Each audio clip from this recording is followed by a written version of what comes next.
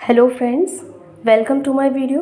इस वीडियो में हम जानेंगे सम स्पेशल एंट्रीज़। मैंने आपको प्रीवियस वीडियो में एक जनरल एंट्रीज़ का इलस्ट्रेशन लेके आपको जनरल एंट्रीज सिखाई थी। इसमें हम स्पेशल एंट्रीज पढ़ेंगे कुछ। देखिए, फर्स्ट एंट्री है आपकी बैड डेट। मैं आपको एंट्रीज़ बताने से पहले एक बात बताऊंगी।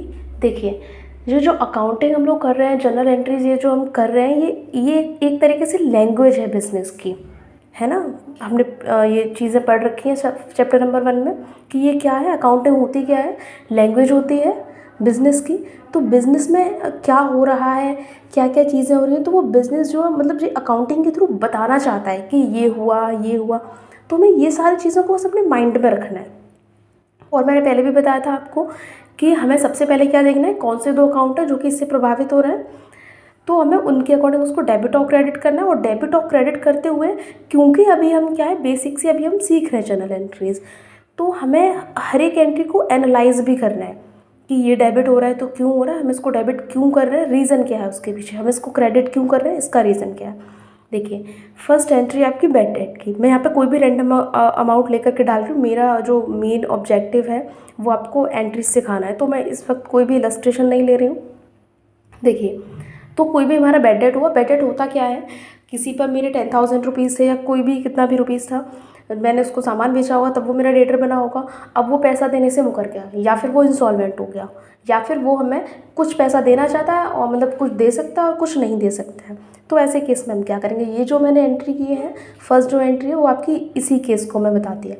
कोई रवि है जो हमें जिसके पास हमारे 10,000 रुपीज़ थे, जो हमें 3,000 रुपये तो दे सकता है, लेकिन 7,000 वो पे नहीं कर सकता है। तो जितना उसने हमें दिया है वो कैश अकाउंट डेबिट हो गया 3,000, बैड डेट में क्या गया 7,000, वो अमाउंट जो वो पे नहीं कर सकता हमें। बैड डेट हमने डेबिट क्यों किया है, क्योंकि ये हमारे लिए खर्चा है, एक्सपेंस है, जितने भी एक्सपेंसेस होते हैं वो डेबिट होते हैं। टू रवि, हम रवि को क्रेडिट क्यों कर रहे हैं, हम रवि को क्रेडिट इसीलिए कर रहे हैं क्योंकि रवि हमारा डेटर था। अब वो हमारा क्या बन जाएगा, अब जो हमने उसको डेटर बना रखा था, अब तो वो हमारा डेटर नहीं रहा ना। अब तो डेटर मतलब जो हमारी असेट थी, एक डेटर हमारी असेट होती है, अब तो वो असेट खत्म हो रही है, तो खत्म हो रही है तो credit. Next, bad debt recovered. कोई बैड डेट हमारे पुराने हुए लेकिन अब वो रिकवर हो रहा है, तो रिकवर होगा तो हमारे पास कैश आएगा, कैश अकाउंट डेबिट। और जो हमने बैड डेट अपना खर्चा बना रखा होगा वो खर्चा हमारा खत्म होगा, जब एक्सपेंसेस खत्म होंगे तो क्या होगा, क्रेडिट होगा to bad debt recovered account. Next, outstanding expenses, ऐसे एक्सपेंसेस जो कि इसी अकाउंटिंग पीरियड के हैं लेकिन हमने अभी वो पे नहीं करे हैं। तो जब पे नहीं करे हैं तो हमारे लिए क्या बन गया, वो लाइबिलिटी बन गई। जब लाइबिलिटी बढ़ेगी तो वो किस में जाएगी, वो क्रेडिट में जाएगी टू आउटस्टैंडिंग सैलरी। हम डेबिट क्या करेंगे फिर, जो हमारा खर्चा है सैलरी अकाउंट, उसको हम क्या कर देंगे, डेबिट कर देंगे। तो salary account debit to outstanding salary, या फिर जो भी एक्सपेंस होगा। प्रीपेड एक्सपेंसेस क्या है, प्रीपेड एक्सपेंसेस ऐसे एक्सपेंसेस होते हैं जो हमें इस अकाउंटिंग पीरियड के रिलेट होते ही नहीं है।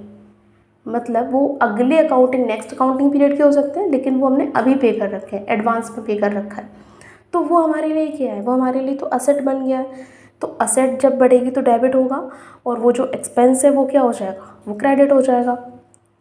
Prepaid expenses account debit to expense account. आगे देखते हैं डेप्रिसिएशन। डेप्रिसिएशन क्या होता है, जो भी जो हमारी असेट होती है उसमें टाइम के अकॉर्डिंग जो भी रिड्यूस होता है उसको हम डेप्रिसिएशन बोलते हैं। हमेशा उसकी कॉस्ट वही तो नहीं रहेगी, जैसे हमने कोई मशीनरी खरीदी है 20,000 की, तो हमेशा तो वो नहीं रहने वाली है। कुछ डेप्रिसिएशन लगाएंगे जिसको हम कहाँ से चार्ज करते हैं, P&L से।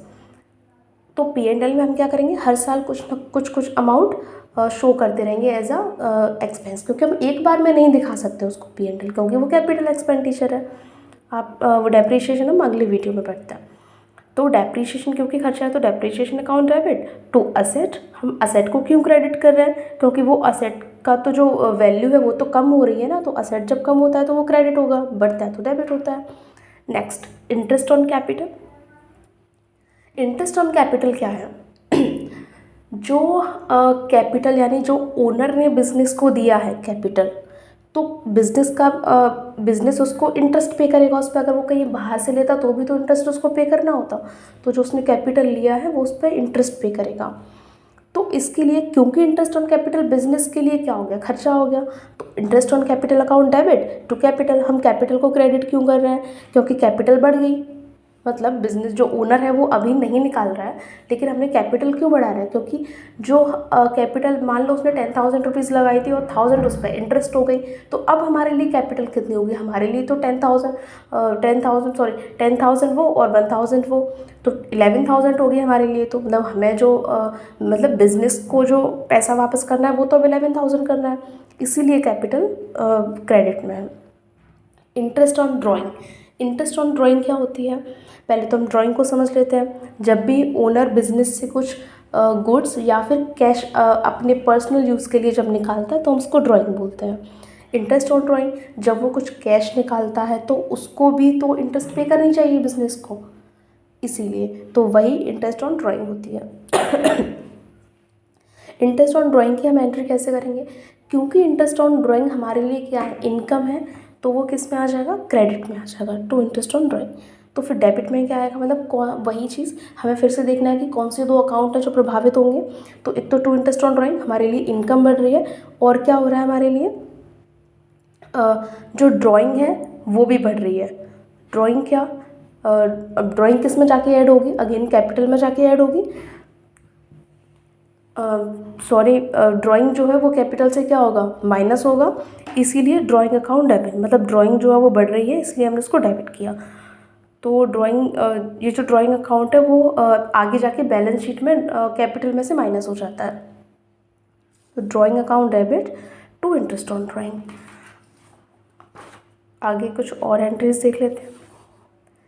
Expenditure on the installation of machinery, जब भी हम कोई मशीनरी खरीद रहे हैं या कोई बिल्डिंग खरीद रहे हैं उससे रिलेटेड जो भी खर्चे हमने करे हैं, जैसे मान लो कोई फ्रेट है उसके ऊपर या कोई कमीशन दिया उसी वक्त हमने बिल्डिंग जैसे खरीदी, तो वो सारे खर्चे इंस्टॉलेशन के जो सारे खर्चे होते हैं उस टाइम के, वो सब हम उस मशीनरी या फिर जो भी हमारी असेट है उसमें हम ऐड कर देते हैं, मतलब उसकी कॉस्ट में हम ऐड कर देते हैं। जैसे यहाँ पे एक एंट्री है, purchased on old machinery for 10,000 and spend 500 on it's garage and 2,000 on it's immediate repair. देखिए अब यहाँ पे हमने एक चीज़ देखी कि जो 10,000 रुपीज़ की उसने मशीनरी खरीदी है ओल्ड, उस पर उसने कैरेज, अब वो लेकर के जब आएगा तो कुछ भाड़ा भी देगा, तो 500 रुपीज़ वो हो गए, ये तो उसमें ऐड हो जाएंगे। और जो 2,000 है वहाँ पे यहाँ पे लिखा हुआ है कि it's immediate repair, immediate repair. अगर ये सिर्फ रिपेयर होता तो हम इसके लिए एक अलग, मतलब हम इसको इंस्टॉलेशन में चार्ज नहीं करते, उसके खर्चे में उसकी कॉस्ट में हम उसको ऐड नहीं करते, लेकिन क्योंकि रिपेयर हमने उसी वक्त करवाया है तभी तो मशीनरी यूज़ करने लायक हुई है, इसीलिए हम उसको इस रिपेयर को हम उसमें ऐड कर देंगे।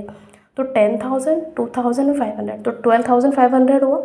तो मशीनरी की जो कॉस्ट हुई वो कितने की होगी, 12,500 की।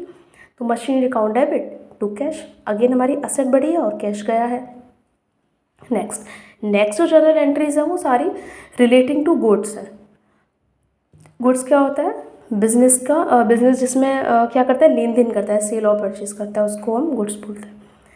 नेक्स्ट ड्राइंग इन गुड्स, बिजनेस के ओनर ने बिजनेस से क्या ले लिया, गुड्स ले लिया फॉर पर्सनल यूज़, तो इसके लिए हम जनरल एंट्री क्या करेंगे, देखिए फिर से कौन से दो अकाउंट हैं जो प्रभावित हो रहे हैं, एक तो है ड्राइंग अकाउंट डेबिट।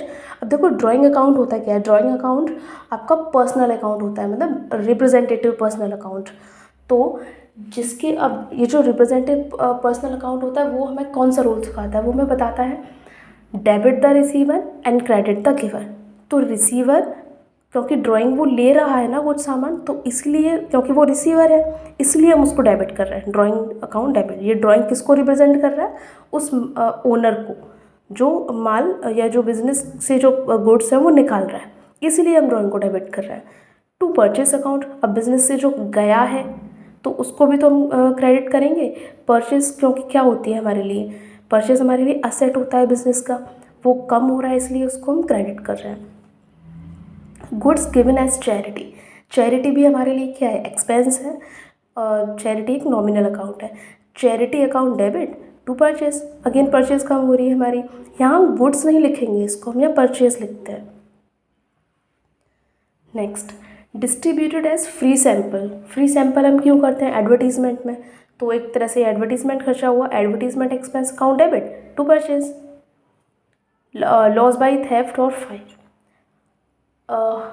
मान लेते हैं जहाँ हमारा सामान रखा हुआ था वहाँ पे आग लग जाती है या फिर कोई चोरी हो जाती है, तो लॉस बाई फायर और थेफ्ट ये क्या है हमारे लिए? बिजनेस के लिए तो एक्सपेंस है ये, तो एक्सपेंस होगा तो debit, loss by fire and theft account debit to purchase, purchase कम हो रही है।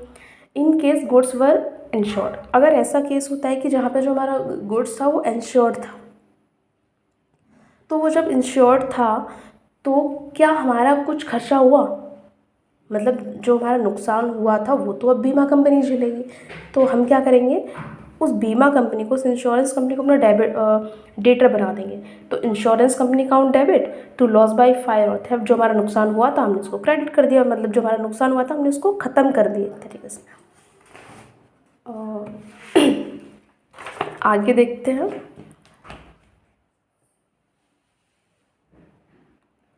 If the full amount of claim is received, insurance company ज़रूरी तो नहीं है कि जितना भी नुकसान हुआ है पूरा का पूरा भरपाई कर दे, पूरा का पूरा क्लेम एडमिट कर दे। हो सकता है वो हाफ का करे या हाफ से ज़्यादा का करे, तो जितने का वो कर रही है उतना ही वो पैसा देगी हमें।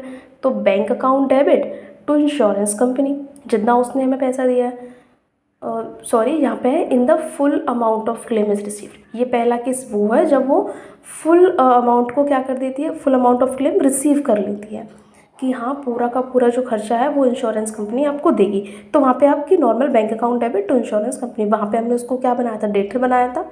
यहाँ पे हमें पैसा मिल गया तो हमने इंश्योरेंस कंपनी जो डेटर बनाया था उसको हमने ख़त्म कर दिया।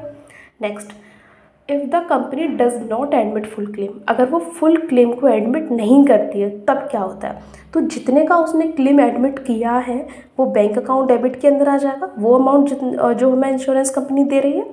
नेक्स्ट, जो अमाउंट वो हमें नहीं दे रही है, मतलब तो वो हमारा तो नुकसान है, लॉस बाय फायर है हमारे लिए, तो लॉस बाय फायर को हम कहाँ ट्रांसफ़र कर देंगे? P&L अकाउंट में।